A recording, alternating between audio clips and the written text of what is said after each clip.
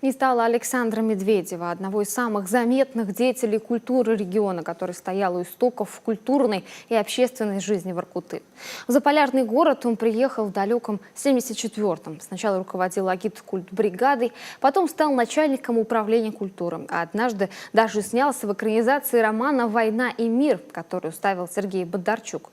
2 года назад наши воркутинские коллеги даже сняли передачу про творческое наследие Александра Федоровича.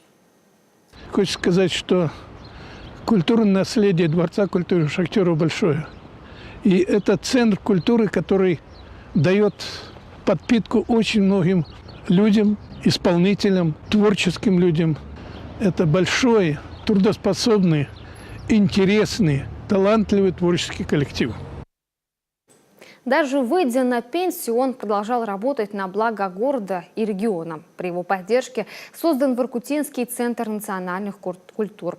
Заслуженный работник культуры Коми СССР, председатель общественного совета Воркуты. Он был в числе создателей той культурной жизни Воркуты, которую мы знаем сейчас.